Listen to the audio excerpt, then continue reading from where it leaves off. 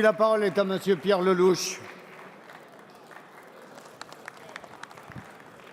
Merci Monsieur le Président. Monsieur le ministre de l'Intérieur, beaucoup de Français sont heureux de voir arriver en France le championnat d'Europe de football, l'un des événements sportifs les plus importants de la planète, et beaucoup se préparent à vivre cet événement comme une fête. Mais au vu des événements extrêmement graves qui ont été constatés samedi dernier au Stade de France, à l'occasion de la finale de la Coupe de France, il ne faudrait pas que la fête tourne au drame.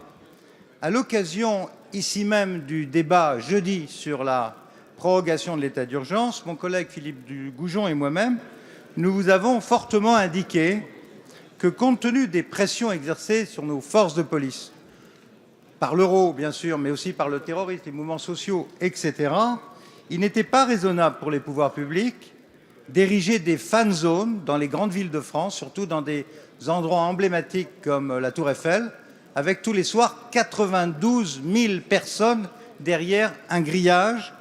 Et nous vous avons demandé d'organiser ces fan zones dans des lieux mieux protégés, dans des stades. Or, samedi dernier, il s'est passé des choses très graves au Stade de France.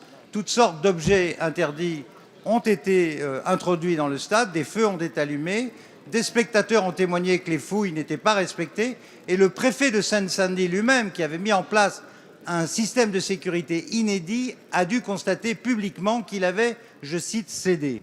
Alors, dans ces conditions pour les moins inquiétantes, vous en conviendrez, Monsieur le ministre, je voudrais vous poser calmement la question suivante, en souhaitant que vous y répondiez calmement, sans vous énerver, sans faire de mauvaise politique, sans démagogie éhontée.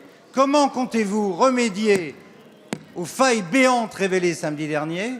Et pensez-vous continuer avec cette fan zone à Paris, qui est un risque majeur pour la sécurité de Paris La au moment parole où nous est à sommes... Monsieur Bernard Cazeneuve.